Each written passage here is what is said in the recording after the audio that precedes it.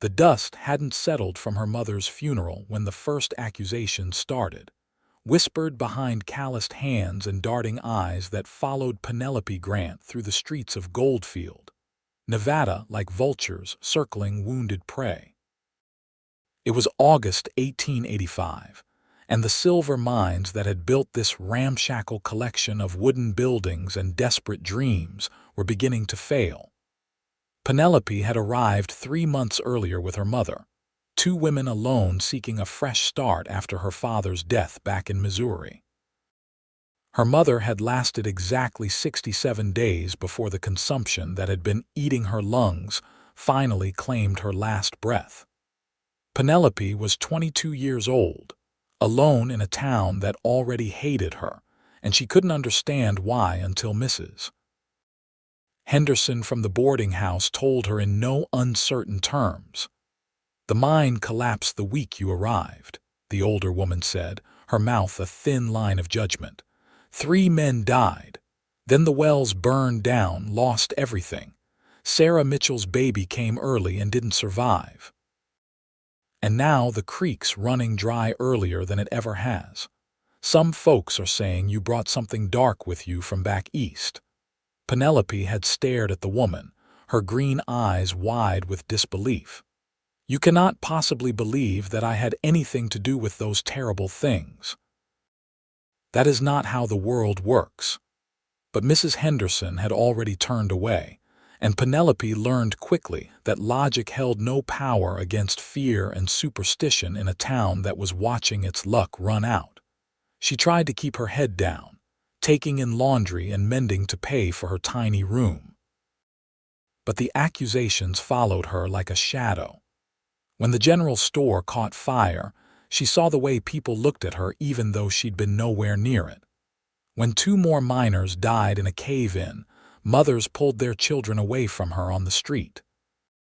The Methodist preacher gave a sermon about driving out evil, and everyone in the congregation knew exactly who he meant. Penelope began to walk with her shoulders hunched, trying to make herself smaller, invisible. She stopped going to the general store during busy hours. She avoided the main street entirely. But hunger eventually drove her out on a sweltering afternoon in early September, when the Nevada sun beat down on the desert town without mercy. She was coming out of the general store with her small bundle of supplies, her savings nearly depleted, when she nearly collided with a man on the wooden sidewalk. She stumbled backward, and he reached out instinctively to steady her.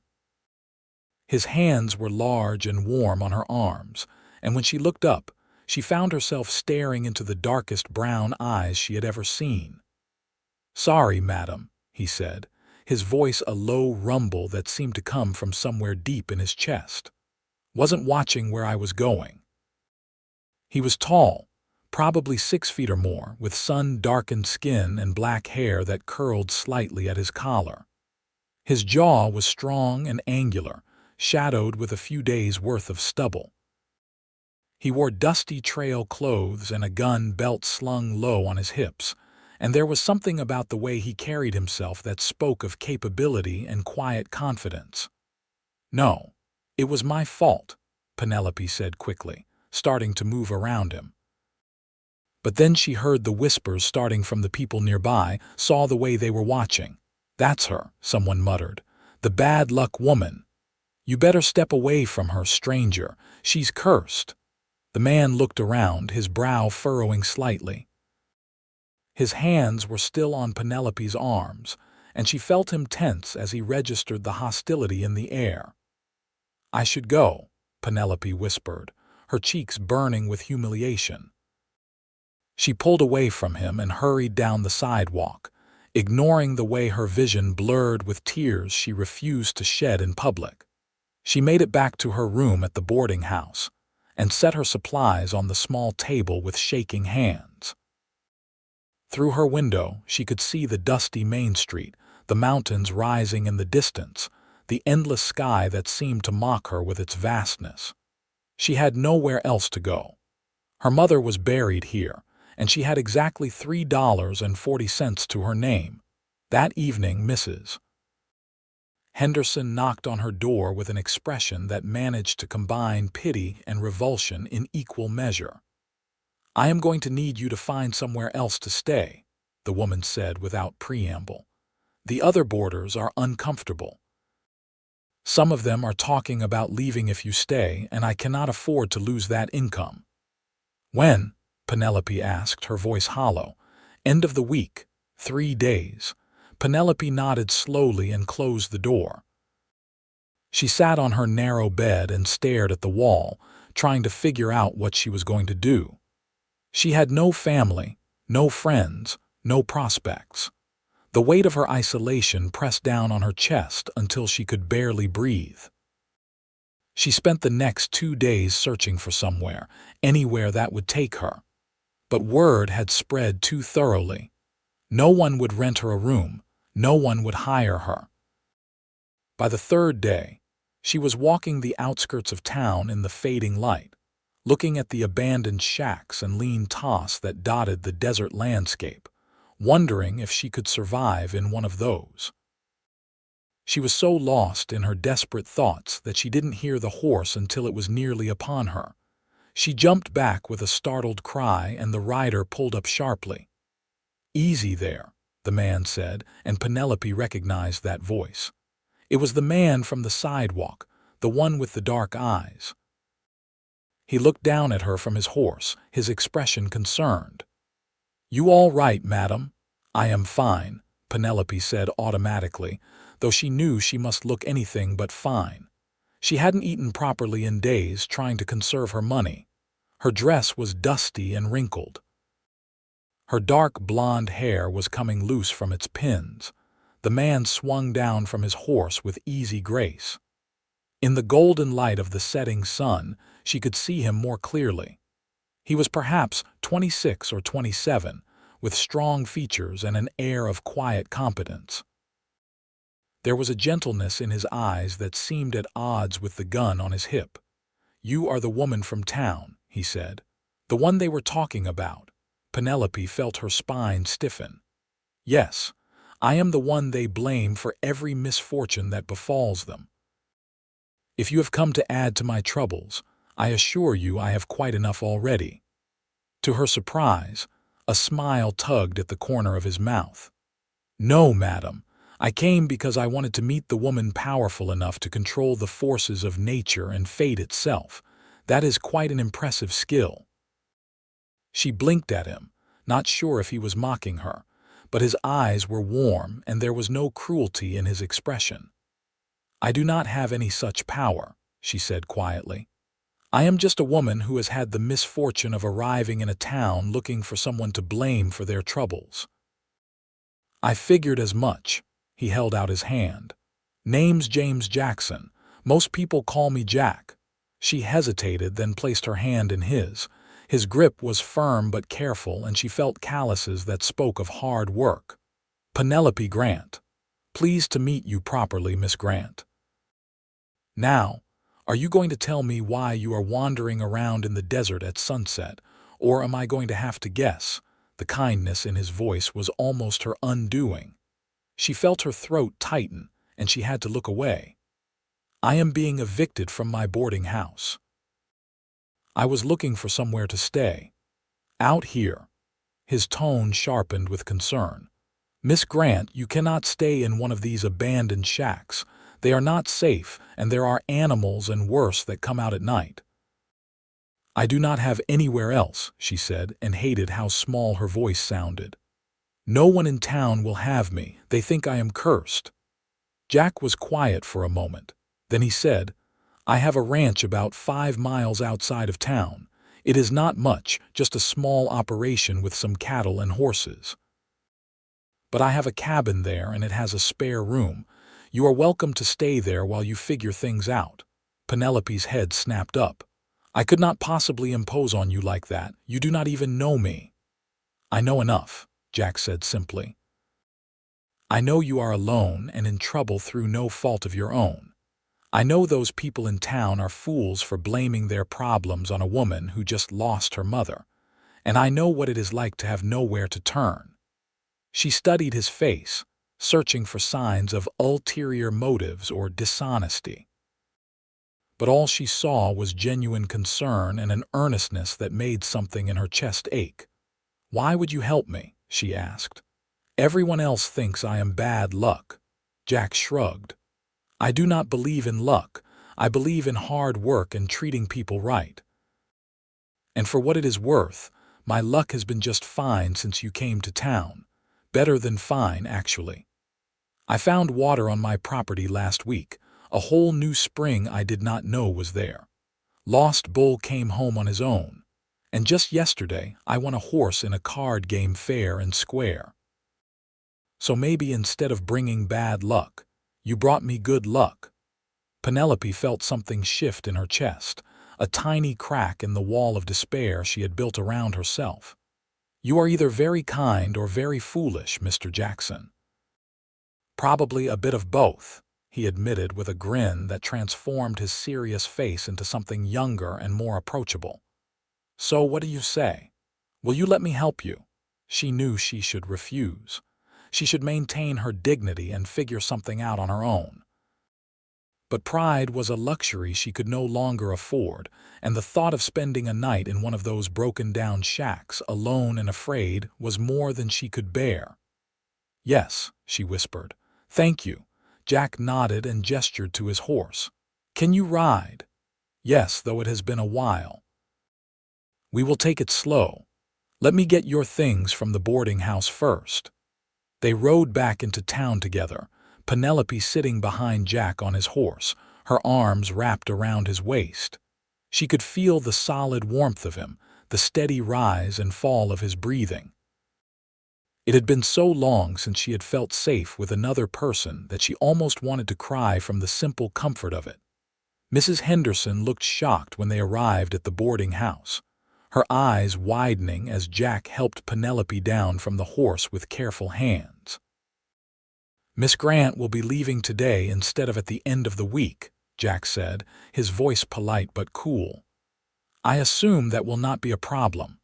"No, no problem at all, Mrs." Henderson stammered, clearly taken aback by this tall, quiet man with the gun on his hip and the protective way he stood near Penelope. Penelope packed her few belongings quickly. Everything she owned in the world fit into one small carpet bag and a battered trunk. Jack carried the trunk down the stairs like it weighed nothing and secured it to his horse while Penelope settled her account with Mrs. Henderson. As they were leaving, the older woman caught Penelope's arm. "You be careful," she said in a low voice. "You do not know anything about that man." "I know he is kinder than anyone else in this town has been," Penelope replied, pulling her arm free. "That is enough." Jack had arranged to borrow a horse from the livery, and they rode out of Goldfield as the last light was fading from the sky. Penelope looked back once at the town that had rejected her, at the wooden buildings and dusty streets that held only painful memories now. Then she turned her face forward and followed Jack into the desert. The ride took nearly an hour in the growing darkness. Jack kept his horse close to hers, pointing out obstacles and making sure she was steady. They talked a little, their voices quiet in the vast stillness of the Nevada night. He told her he had come to Nevada from Texas 2 years ago, looking for a fresh start after his parents died. He had worked in the mines for a while, saved his money, and bought the ranch 6 months ago. "It is not much," he said as they crested a small rise and she saw a cabin silhouetted against the star-filled sky. "But it is mine, and I am building something here." The cabin was small but well built, with a solid roof and real glass windows. Jack helped her down from her horse and led both animals to a small barn while Penelope waited by the door. The night air was cooling rapidly, and she wrapped her arms around herself, suddenly nervous about this decision she had made. Jack returned with her trunk and bag and opened the cabin door. He lit a lamp, and warm light flooded the space. It was a simple room, with a stone fireplace, a rough wooden table and chairs, a rocking chair and shelves along one wall, Everything was neat and orderly, if a bit dusty. "The spare room is through there," Jack said, pointing to a door on the far wall. "It is not fancy, but it has a real bed and a window. I use it mostly for storage, so it might need some cleaning." Penelope followed him into the small room and was surprised to find it was not as bad as he had suggested. The bed was narrow but looked comfortable, with a faded quilt folded at the foot. There was a small chest of drawers and a washstand with a basin and pitcher. A few boxes were stacked in the corner, but the floor was swept clean. "It is perfect," she said softly. "Truly, Mr. Jackson, I cannot thank you enough." "Jack," he corrected. "And you do not need to thank me, just glad I could help." He set her trunk down and rubbed the back of his neck, suddenly looking awkward. "I have not had anyone else living here before, so we will have to figure out how this is going to work. I do not want you to feel uncomfortable." "I can help around the place," Penelope said quickly. "I can cook and clean, mend clothes, tend a garden if you have one. I do not want to be a burden." "You would not be a burden either way," Jack said firmly. "But if you want to help out, I would not say no. I am not much of a cook, I will admit. Been living mostly on beans and coffee." Despite everything, Penelope felt a smile tug at her lips. "I can do better than that. Then we have a deal." Jack headed for the door, then paused and turned back. "Miss Grant, I want you to know that you are safe here. I am not going to bother you or expect anything from you except maybe some decent meals. This is your home now, for as long as you need it." The sincerity in his voice made Penelope's throat tighten with emotion. "Thank you, Jack. I believe you." He nodded and closed the door softly behind him. Penelope stood in the small room, her hands trembling slightly as the events of the day caught up with her. She had been so close to sleeping in an abandoned shack, so close to giving up entirely. And then, this stranger had appeared and offered her kindness without asking for anything in return. She unpacked her few belongings, hanging her 2 spare dresses on pegs on the wall, and arranging her mother's Bible and photograph on the chest of drawers. Then she sat on the bed and finally let herself cry, quiet tears of relief and grief and exhaustion that soaked into her pillow until she fell into a dreamless sleep. She woke to sunlight streaming through the window and the smell of coffee. For a moment, she was disoriented, unsure where she was. Then memory flooded back and she sat up quickly, pushing her hair out of her face. According to the angle of the sun, it was well past dawn. She had overslept terribly. She dressed quickly and went out into the main room. Jack was at the stove, poking dubiously at something in a pan. He looked up when he heard her and gave her a rueful smile. "Morning. I was trying to make breakfast, but I think I am failing." Penelope crossed to the stove and peered at the pan. The eggs were burned and the bacon was somehow both charred and undercooked. "You were right about not being much of a cook," she said diplomatically. "I know my limitations." Jack stepped aside. "Think you can salvage it? I think we should start over." Penelope shooed him away from the stove and began assessing what supplies he had. There were eggs, bacon, flour, some dried beans, coffee, and not much else. She would need to make a list of things they needed, but she could work with what was here. As she cooked, Jack sat at the table and watched her with open curiosity. "How long were you in Goldfield before things went bad?" he asked. "About 2 months, Penelope said, cracking fresh eggs into the pan. "My mother and I came from Missouri after my father died. She was already sick, but she wanted to see the West before." She trailed off, not able to finish that sentence. "I am sorry," Jack said quietly. "Losing family is hard." "It is," Penelope agreed. "But the way the town treated me after she died was worse in some ways. At least grief is honest. But being blamed for things I had nothing to do with, being hated by people who did not even know me, I have never felt so alone." "You are not alone now," Jack said. and there was something in his voice that made her look over at him. His dark eyes were steady on hers, and she felt that shift in her chest again, that tiny crack widening just a little more. She served breakfast, and they ate together at the simple wooden table. The food was good, leagues better than Jack's attempts, and he told her so with obvious relief. After they ate, Jack showed her around the property. The ranch was small but had potential.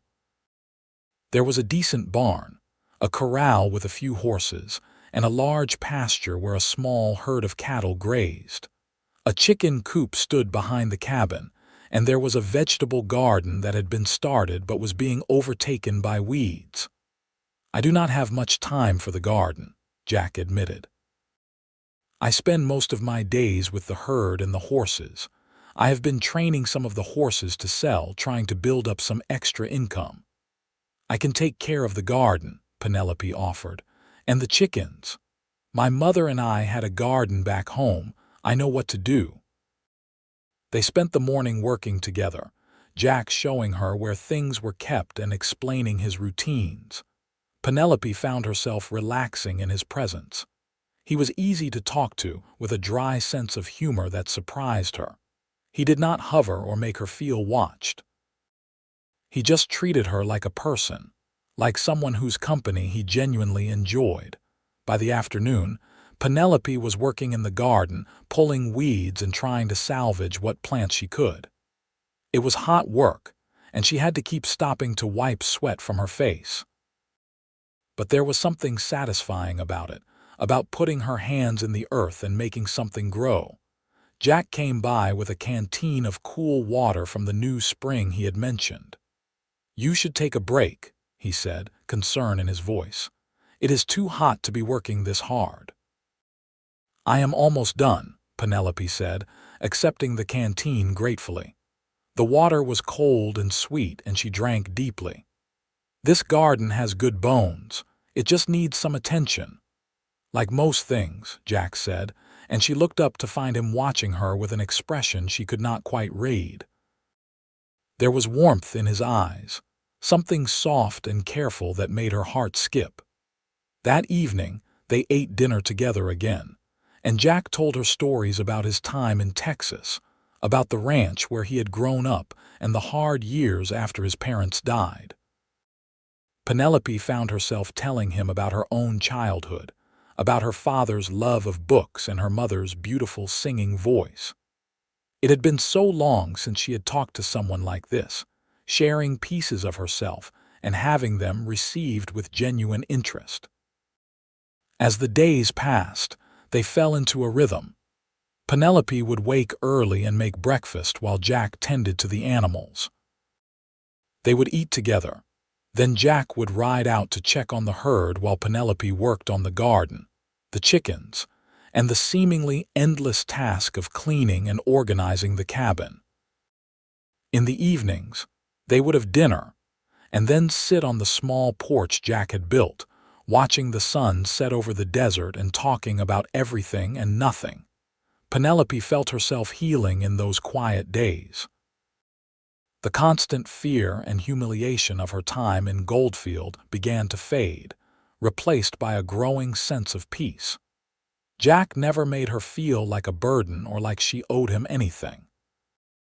He just seemed genuinely happy to have her there, often telling her how much better the meals were and how nice it was to come home to a cabin that felt lived in and cared for.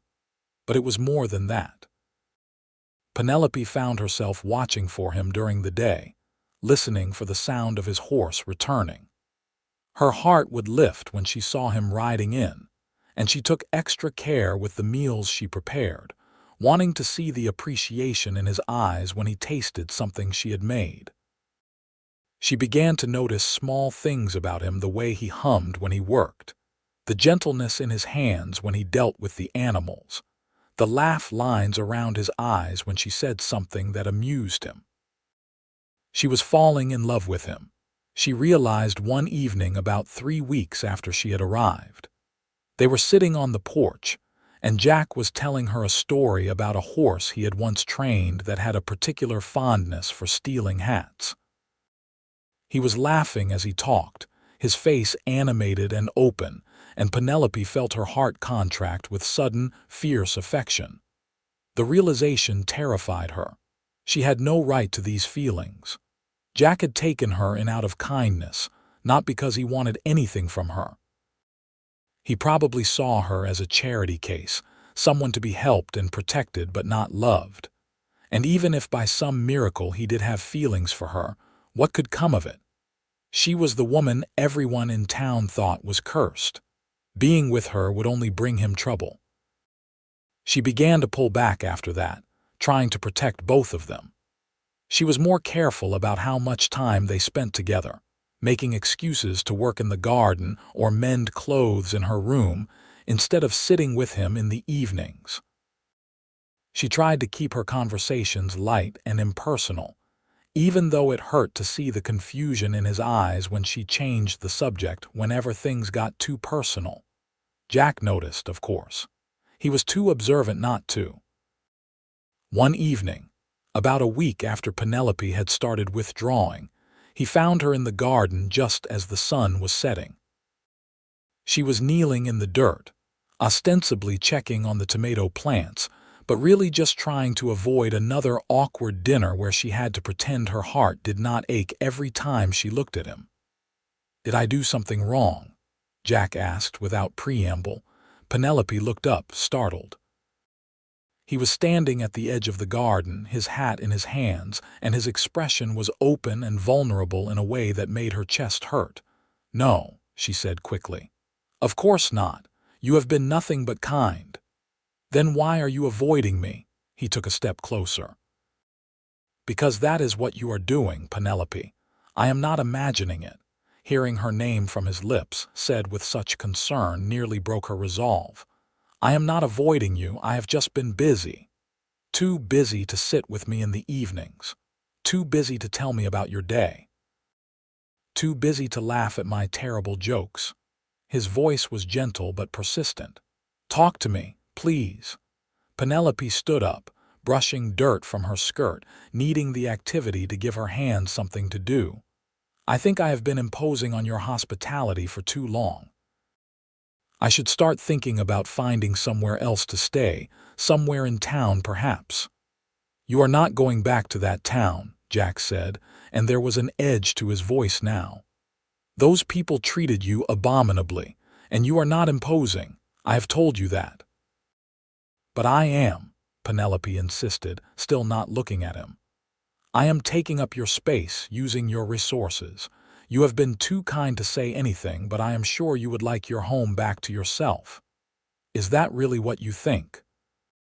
Jack took another step closer, and now he was right in front of her, close enough that she could smell the scent of leather and horses and something uniquely him. "Penelope, look at me." She did, reluctantly, and the intensity in his dark eyes stole her breath. "Since you came here, I have been happier than I have been in years," Jack said quietly. "I wake up looking forward to the day because I know you will be here. I rush through my work so I can get back and have dinner with you. I have told you things I have never told another living soul. You have not been imposing, you have been everything good." Penelope felt tears prick her eyes. "Jack, you do not understand. Those people in town, they think I am cursed. If we are seen together, if anyone thinks we are, that you and I—" She could not finish the sentence. "Let them think whatever they want," Jack said fiercely. "I do not care about their superstitions or their small-minded gossip. I care about you." "You should not," Penelope whispered. "I will only bring you trouble." "You have brought me everything good," Jack repeated, reaching out to cup her face with one calloused hand. His touch was gentle, reverent, and Penelope could not help leaning into it. "You brought life back to this place.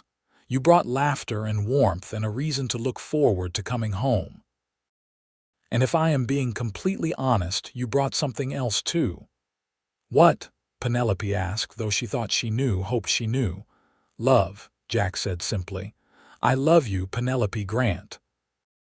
I think I started falling in love with you that first day on the sidewalk when you looked up at me with those green eyes full of hurt and determination. I know it is fast, and I know we have not known each other long, but I have never been more certain of anything in my life." The tears spilled over now, running down Penelope's cheeks. "I love you too," she said, her voice breaking. "I tried not to. I tried to protect you from the bad luck everyone says I carry, but I cannot help it. I love you so much." Jack's smile was like the sun breaking through clouds.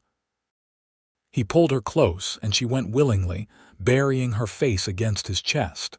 His arms came around her, strong and sure, and she felt safe in a way she had never felt before.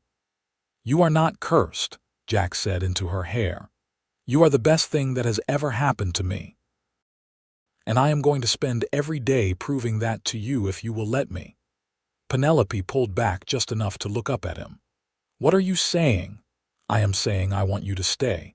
Not as a guest, not as someone I am helping out of kindness, but as the woman I love, the woman I want to build a life with."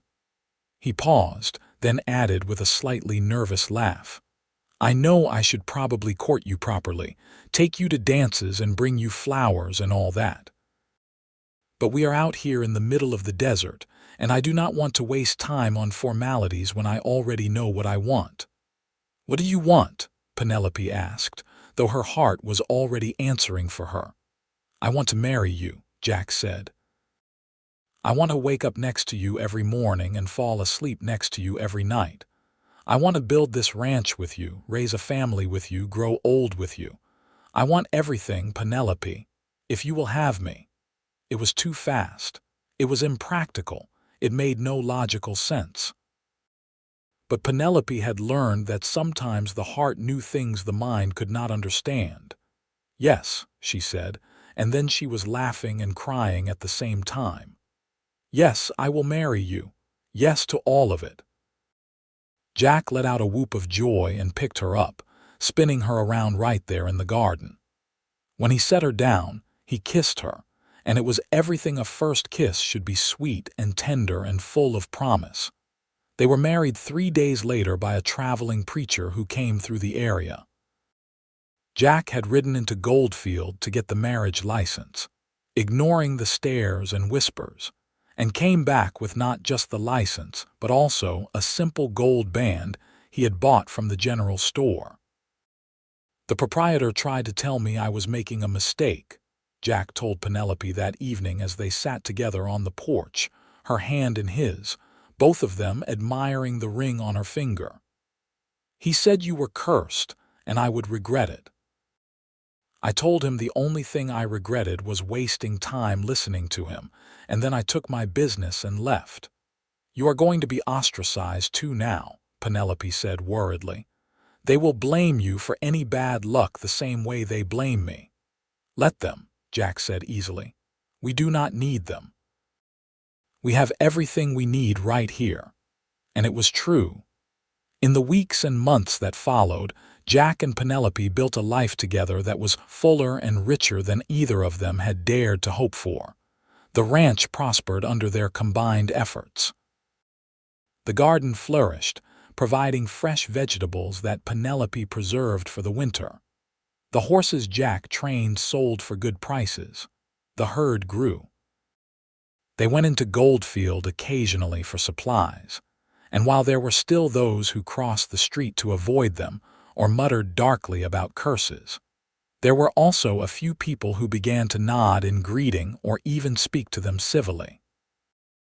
The blacksmith, a gruff man named Tom, told Jack one day that he thought the whole curse business was nonsense and that he was glad Jack had found a good woman. "Town's full of fools," Tom said, hammering at a horseshoe. "Always has been, but there are a few of us with sense left." It was not much, but it was something. And it mattered less and less as time went on because Penelope and Jack had built their own world, one where they did not need the approval of a town full of frightened, superstitious people. Their first winter together was hard but wonderful.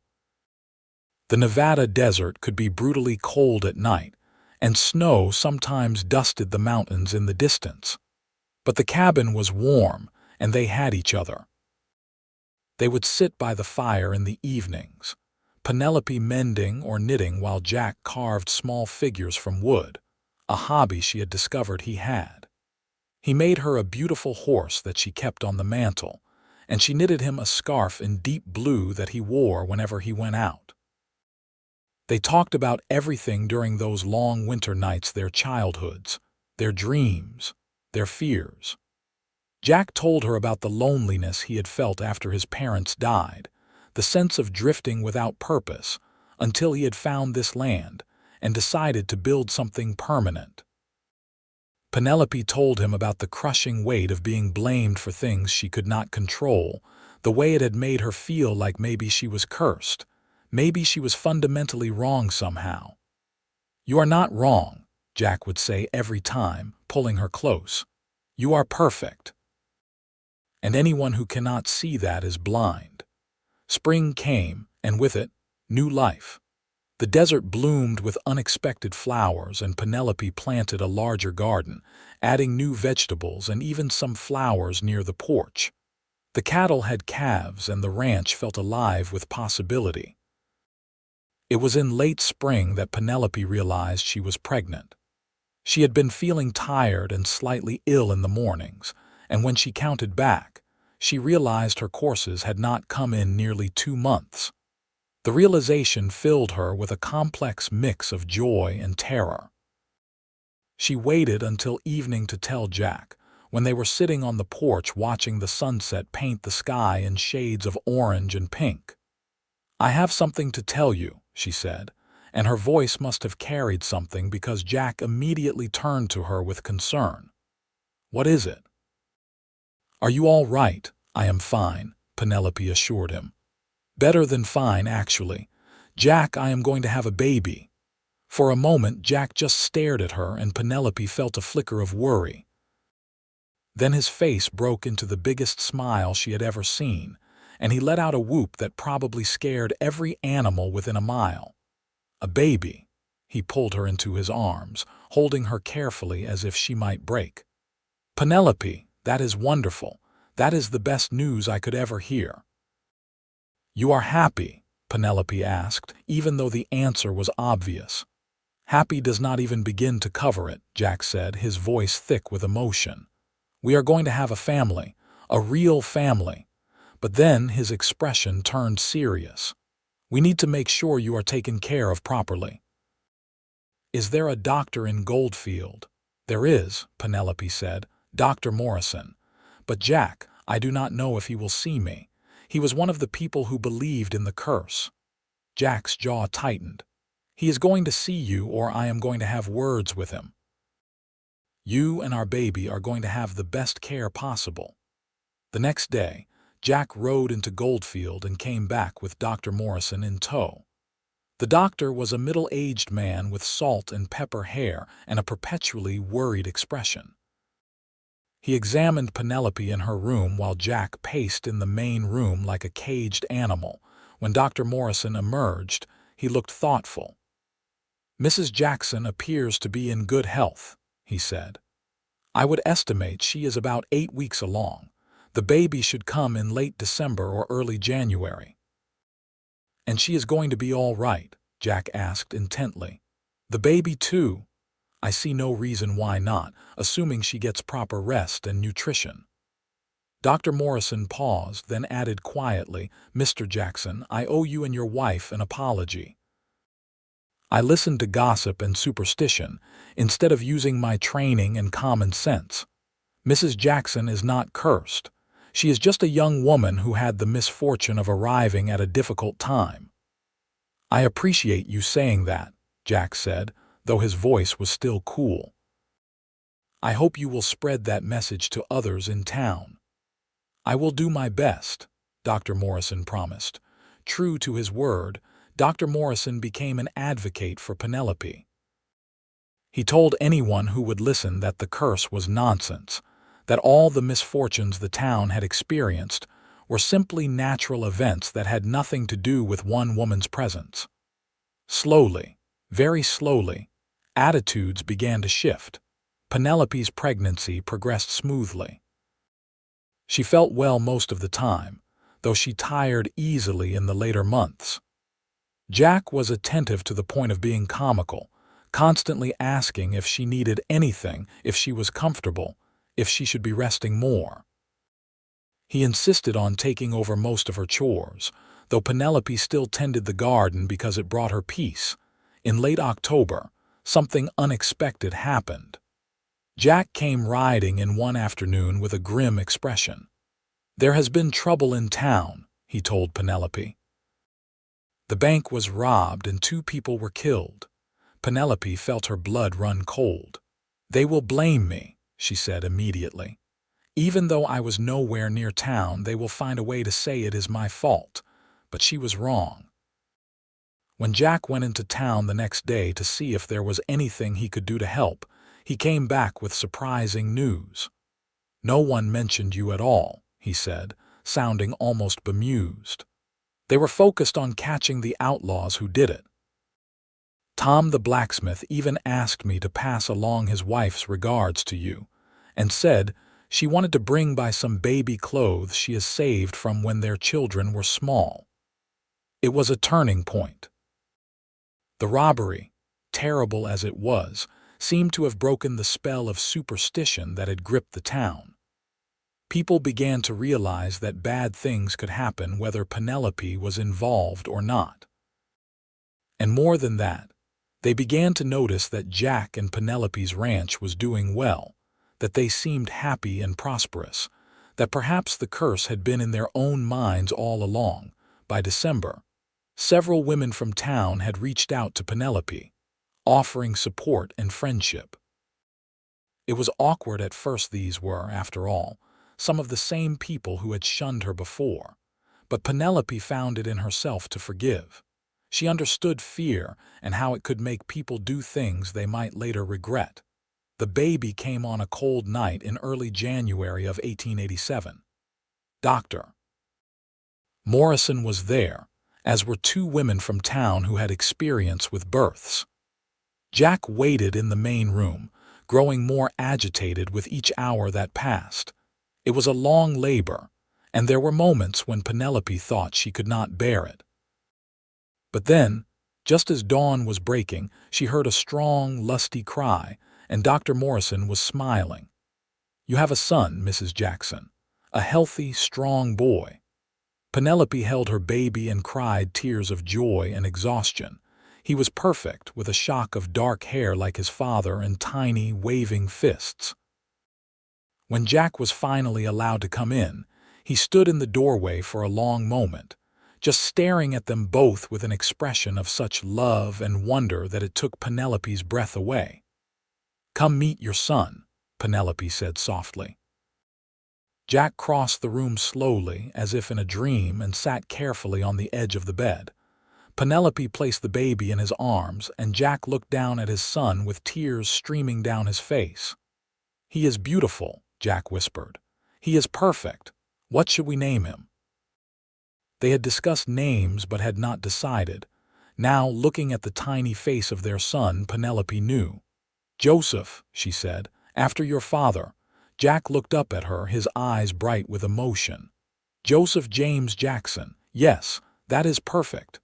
The next months were exhausting but wonderful. Joseph was a good baby, generally content and healthy. Penelope marveled at how completely her life had changed in less than 2 years. She had gone from being alone and blamed for everything bad to being a wife and mother, loved and accepted. The ranch continued to thrive. Jack hired a young man named Samuel to help with the work, which gave Jack more time to spend with Penelope and Joseph. The garden produced abundantly, and Penelope started selling her preserves and baked goods in town, which brought in extra income and helped further repair her reputation. By the time Joseph was walking, Penelope was pregnant again. This time, it was easier in some ways because she knew what to expect, but harder in others because she was chasing after a toddler while dealing with the exhaustion of pregnancy. Their daughter was born in the spring of 1889, an easy birth that took everyone by surprise with its speed. She had Penelope's green eyes and a calm disposition that was a stark contrast to her energetic older brother. "What about Lily?" Jack suggested, cradling his daughter.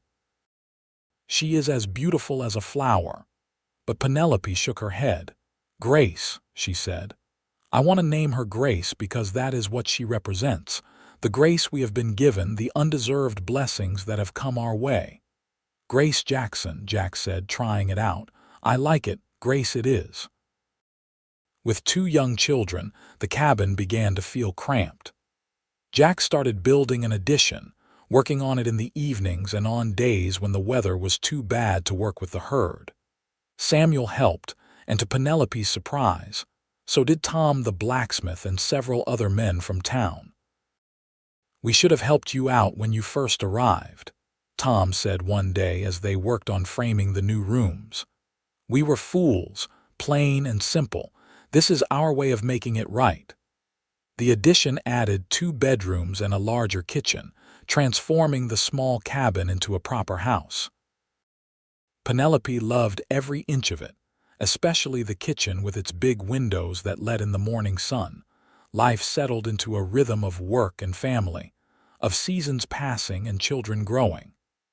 Joseph was bright and curious, always asking questions and following his father around the ranch. Grace was quieter but fiercely intelligent, watching everything with those thoughtful green eyes. In the summer of 1891, Penelope was hanging laundry when a wagon pulled up. She turned, shading her eyes against the sun, and was surprised to see Mrs.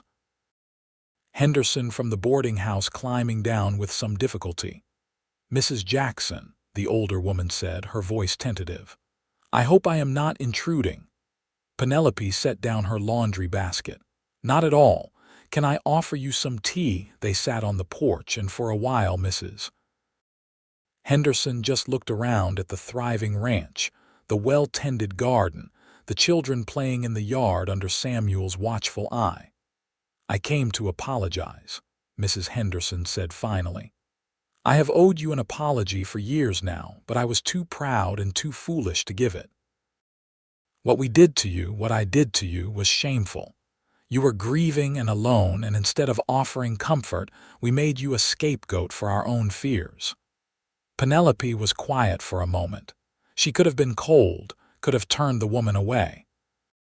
But she thought about Grace, about undeserved blessings, about how she had been given a second chance at life when she had least expected it. "I forgive you," Penelope said. "I forgave this town a long time ago. Holding on to anger was only hurting me. You did what you thought was right at the time, even though you were wrong. We all make mistakes." Mrs. Henderson wiped at her eyes. "You are far more gracious than I deserve.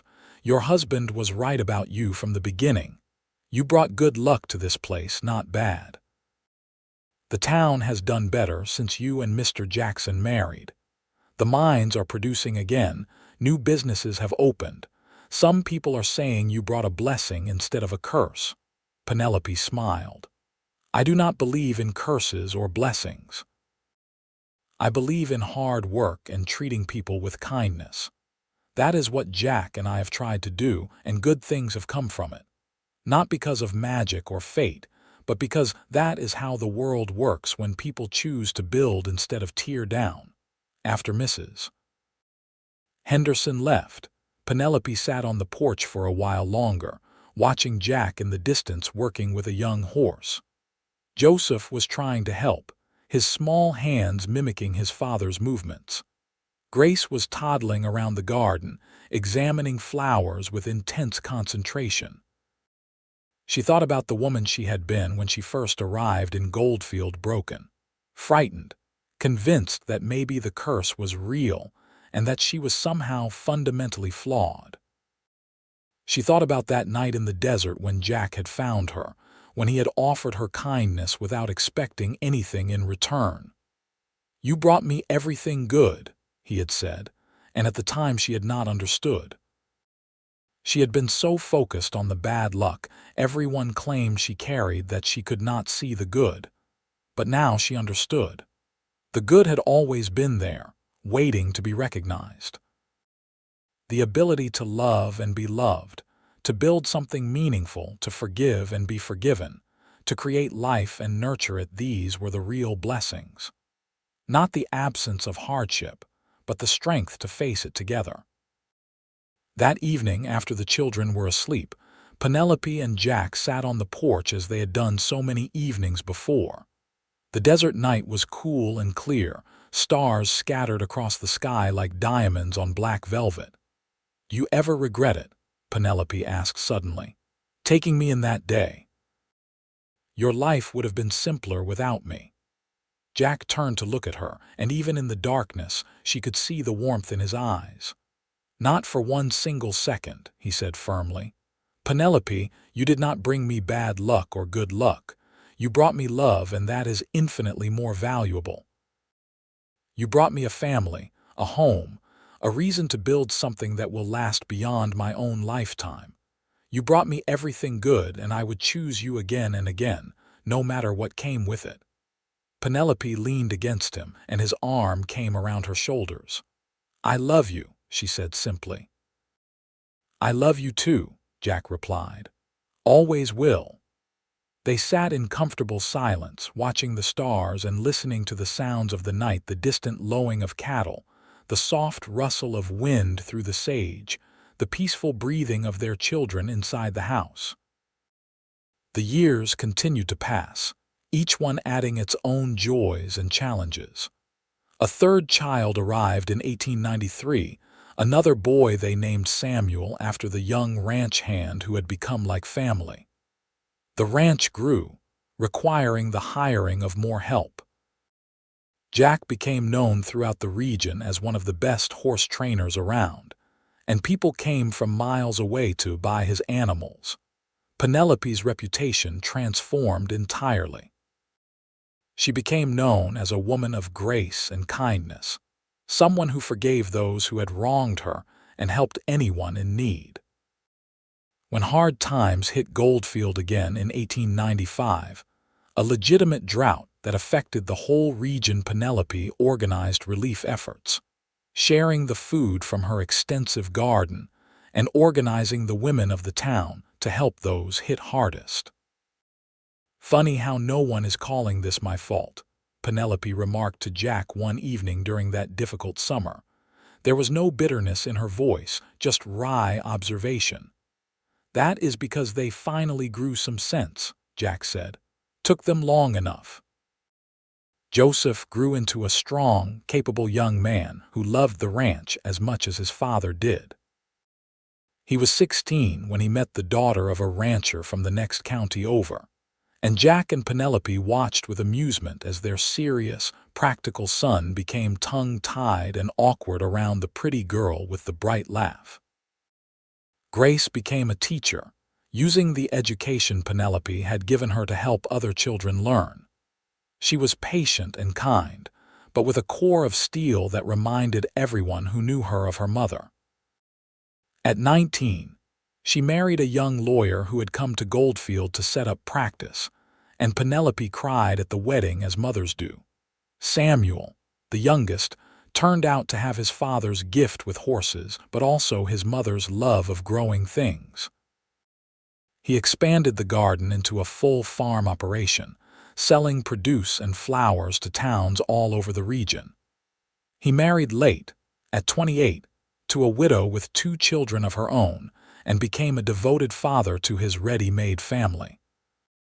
Jack and Penelope grew older together, their dark hair silvering, their faces lining with years of laughter and tears. The ranch that had once been a small, struggling operation became one of the most successful in the region, providing employment for dozens of people and serving as a model of what hard work and dedication could achieve. On their 25th wedding anniversary, the town of Goldfield threw them a celebration. Nearly everyone in town attended, even some of the people who had been most vocal about the curse all those years ago. There were speeches and presentations, and the mayor gave them a plaque commemorating their contributions to the community. But the moment Penelope treasured most was later that evening, when she and Jack stood alone on their porch, looking out over the land they had built together. "Do you remember what you told me that first day?" Penelope asked, her hand in his. "When you found me in the desert, I told you that you brought me good luck," Jack said, smiling at the memory. "And I was right." "You told me I brought you everything good," Penelope corrected gently. "And Jack, you brought me everything good too. You gave me a home when I had nowhere to go. You gave me love when I thought I was unlovable. You gave me a family, a life, a future. You saw past the curse everyone else believed in and saw me, just me, and you loved what you saw. That was the greatest gift anyone has ever given me." Jack pulled her close, and she rested her head on his shoulder, feeling the steady beat of his heart. "We saved each other," he said quietly. "You were lost, and I was lonely. We found each other at exactly the right moment, and we built something beautiful together." "We did," Penelope agreed. "We really did." They stood there for a long time, wrapped in each other's arms, watching the stars come out over the desert. Somewhere in the distance, they could hear their grandchildren laughing and playing. The ranch was quiet and peaceful, a testament to all they had overcome and all they had built. Penelope thought about that frightened young woman who had wandered the outskirts of Goldfield, looking for anywhere to shelter. She thought about how close she had come to giving up, to believing the lies people told about her. And she thought about the moment Jack had stepped into her life and changed everything with his quiet kindness and unwavering belief in her worth. She had not brought bad luck to Goldfield. She had brought change, and people always feared change at first. But in the end, the change had been good. The town was stronger now, more prosperous, more united. The superstitions and fear that had once ruled them had been replaced by common sense and compassion, and she had found something more precious than any amount of luck. She had found love, true and deep and lasting. She had found a partner who saw her clearly and loved every part of her. She had built a family and a home and a legacy that would continue long after she was gone. As the years went on, Jack and Penelope remained at the heart of their growing family.